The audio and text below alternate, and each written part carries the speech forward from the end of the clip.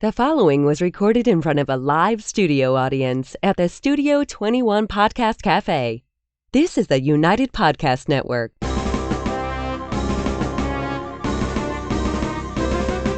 It's time for a crunch or two. It's time for a little something something. It's time for the Snack Authority. The Snack Authority. The authority on snacks. Snacks of all kinds. From the most common and wildly famous to the most obscure and unknown. The Snack Authority. Snacking all the time so you don't have to. Hey guys, and welcome back to the Snack Authority, broadcasting live from the Studio 21 Podcast Café. The Snack Authority is a weekly podcast where we dig into the history, taste, and flavor of local snacks, national favorites, and yes, even some bizarre or international treats, alone or in head-to-head battles. I am Jess, and with me is my panel of snacking experts. Hey, Ed. How are you, Jess? I'm excellent, thank you. Hey, Pat. Hello, Jess. Now, I already know these guys are doing great, which is why I don't ask. It's not because I'm impolite. We are doing round two of our Big in Japan KitKats. Yeah, and I've got that zoomed in, Jess. Maybe you could show the packaging, tilt it up. So what we're looking at are two different versions from what I've heard of the matcha KitKat. This one is going to be a milder one. It's a lighter green packaging. And the darker green packaging is not for the faint of heart. We're talking intense matcha goodness. Oh, I think so. So I'm excited. I've never really had anything that was matcha flavored. Yeah, I mean, I think everybody calls them green tea KitKats, which matcha. Well, why don't I tell you about matcha? Yeah, please do, because I always thought they were the same thing. Wow. Because they're powder. Oh, well, yeah. It's powder. You are correct, Jess. Oh, so smart. So today we're going to focus on two varieties of matcha KitKats. Good job. Matcha is finely ground powder of specially grown and processed green tea leaves. Oh, that's cool. It's special in two aspects of farming and processing. The green tea plants for matcha are shade grown for 3 to 4 weeks before harvest, and the stems and veins are removed during processing. Okay, that's pretty cool. Yeah, the powdered form of matcha is consumed differently from tea leaves or tea bags. It's suspended in a liquid, typically water or milk. Oh, I've never even thought of using milk. The traditional Japanese tea ceremony centers on the preparation, serving, and drinking of matcha as hot tea. So it is matcha they're using for the tea ceremony. But because it's powdered, it gets used for flavor in a lot of foods like mochi, soba noodles, green tea ice cream, lattes, etc. And green tea KitKats have become so popular that the company has even rolled out chocolates flavored like specific strains of green tea. That's pretty cool. Yeah, and maybe we have that. We can't read Japanese, but No. And partly I was guessing that that's what these are. I mean, they look, because I have them both out, and there is definitely a color difference between the light green packaged matcha and the dark green packaged matcha. You're looking at more of a lighter green. It looks like grass, and then a darker green, which would look, I don't know, Artificial grass. like AstroTurf. Not that I'm against it. I like it. I don't have to mow it. But There's a difference. It's not extreme. I expected a bigger difference. right. I mean, the color difference is way bigger on the packaging than on the actual item. Oh, gosh, yeah. But, I mean, they look really cool. I can see you sniffing it. Does it smell like green tea? Do you get any No. smell? Oh, I smell green tea. Well, that's a little sweeter than I expected. You can taste the wafer more. I'm not a tea drinker, so I can't tell. But it is a sweeter taste, and I thought it was going to be offensive at first, but it's not bad. It's It's pleasant. pleasant. I get that first taste is almost like a regular KitKat. I can see what you mean. I can taste the wafer more than I can in any other KitKat. Yeah. Let me try this again. KitKat I've ever had. KitKat you ever had? KitKat I ever had. It's good. It's interesting. If you like the taste of green tea, it's a beautiful lighter one. And again, much like the peach from our last episode, it's got almost like a cooling feel to it. Now, the dark one It's a stronger flavor, and I get a little bitterness on the finish of that one.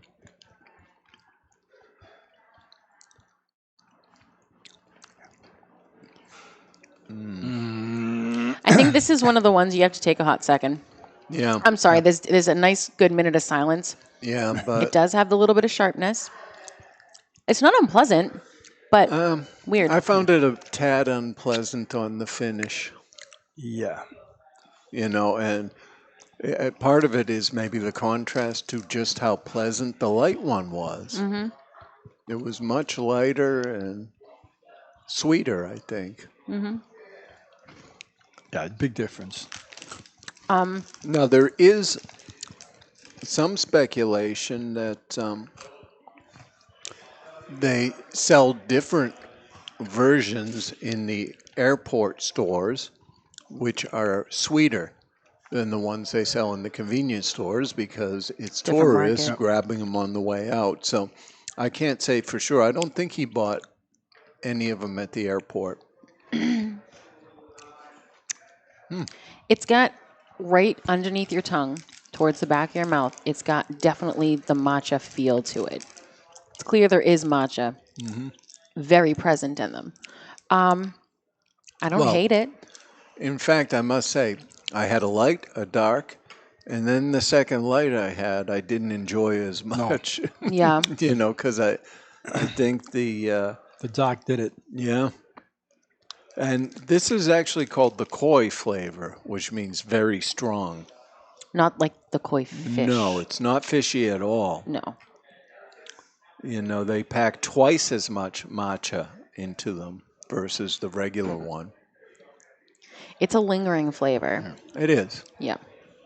It is. And I would describe it as having some bitterness to it. The darker one definitely does have that touch of bitterness. If you're not looking for an overly sweet treat, this one would definitely be for you. It's got the smoothness that you want, like a regular KitKat with a little bit of crunch from the wafer. Mm-hmm. But gee whiz, is that different? Yeah, I'm not saying I dislike it, but I'm not going to seek it out. No. Do you want me to give you some news? Please Yeah, do. please hurry up. Pat, do you think Mars will give away 1 million free Snickers? Not to me. Well, They may, but we're not getting it. That's for sure. let me tell you about what they're proposing. 1 million Snickers bars given away for free sounds like a chocolatey pipe dream. But it turns out that dream may actually materialize thanks to a pledge by Mars Inc., the American candy company that owns Snickers. So what's the catch? Yeah, what is it? Changing the date of Halloween. Halloween traditionally falls on October 31st, but a growing Change.org petition is demanding the federal government change the date of the spookiest day of the year to the last Saturday of October instead. No. It seems to me that's kind of overstepping your bounds. A lot of towns will change it to a weekend day for the trick-or-treating. Just trick-or-treating, though. We're not talking about changing I know. Halloween. Why do you have to change the date of Halloween? I don't know. This is funny business. It is funny business for sure. The petition was started by the Halloween and Costume Association, cites safety concerns about nighttime trick-or-treating, and sees the change as an opportunity to make Halloween celebrations last all day rather than crammed into a weeknight evening. Sometimes it does fall on a weekend. So, I guess the point they're making is if it's on a Saturday, you could set your trick-or-treat hours to be daylight hours. I don't like it. Yeah, because if you look at it, people that go to costume parties, they go on a Saturday night, and it doesn't matter if it's Halloween or the week before. Right. Right. The little kids, Halloween is the 31st, trick-or-treat day. Well, Some towns do say, we're going to do it on a Saturday. and Pat, because you know stuff. It's All Hallows Eve, right? That's right, Hallows Eve. It's the evening before All Saints Day, right? I don't have an issue. I understand why it's safer to move a holiday. That is what it is. I'm sorry to say it. Halloween is Halloween. Move trick-or-treating day. But as a kid, I don't want my Halloween to be during the day. Half of the fun was being out at night. It's a creepy thing, right? Oh, yeah. Creepier than I normally am. Yeah. And if a few children get run over, you're okay with that. I didn't quite go that far, and that was a bit aggressive for a KitKat episode. It was. I'm sorry. No, protect your children, reflective costumes. The kids could be a traffic cone for Halloween. I'm all about safety, but it's got to be an experience as well. You should know not to jump in front of a car. Well, and isn't the onus of safety on the adults? How about you be a little more careful driving when you know it's Halloween? Well, I drive 5 miles an hour up my street. If you look at it, if you did it during the day on a Saturday, there's more people out on the road than there's during a That's a weeknight beautiful point. at 5:30 at night or 6 o'clock. Everybody's home from work. There's less traffic floating around. So we are telling essentially Mars, you can keep your million Snickers bars. You can't buy us off with that. Not even We for cannot 2 be million. bought. The Snack Authority cannot be bought. Not even for 5 million. All right, Pat, you know how you're not digging that matcha? It could be worse. Let me tell you how. Oh, no. A gourmet lobster chocolate bar is a thing you can buy in Boston. And you guys are really fortunate because I don't like driving to Boston, so we won't be trying this. I am very thankful. The slightly sweet, savory Cape Cod bar is made by Provincetown chocolatier Chocolatasm. I like the name. It's for sale at Beacon Hill Chocolates. Yes, it's lobster chocolate. The Cape Cod bar, a new product. And you can get it at their online shop. So maybe at Chocolatasm's online shop. It's a low-sugar white chocolate bar blended with essences of real Atlantic lobster, lemon, and parsley. The treat is buttery, just slightly sweet, and has a subtle crunch thanks to the addition of Cape Cod sea salt. Kieran's uses a powdered lobster flavor extract made from cooked wild-caught lobster. So there's really no chunks of crustacean meat in the candy bar. He ups the amount of cocoa butter he would normally use while lessening the amount of added sugar to invoke that sense memory of sitting down at a Cape Cod lobster shack and having your nice lobster with a squeeze of lemon and a side of drawn butter. The 3-ounce Cape Cod bar is on sale now for $10 at Beacon Hill Chocolates, as well as Provincetown's East End Market and their online shop. There's a moment where your brain screams no. I would try it. It's interesting. I just can't. Take a little steak, piece of lobster, dip it in chocolate, take a bite. Well, doesn't work for me. Have you done it? Maybe. No. So I'm going to No judgment. give that some thought. I mean, if we did that, we'd have to have the bucket available. You gonna spit it out? A big Maybe. bucket. I've only had to spit out a few things, and it's just they hit me wrong. This one, yeah. I don't know. Right in my It's hand. one of those things, you can't really know until you try it. And I I just said see it- before, I'll try anything. And don't you say at the beginning of the show, bizarre snacks? That is so bizarre. Yes, it is. Yeah. We got to live up to our reputation. I'm in all honesty, I will try whatever. I'm not overly pumped, but I will do it. All right. Maybe it's rating time I think it is. the matcha. You ready first, Ed? I could do it. Let's start on the light, which to me was far superior to the dark. Mm-hmm. And even at far superior, for me, it only rates an 85. I didn't find it offensive, but it's not something I would seek out. Mm-hmm.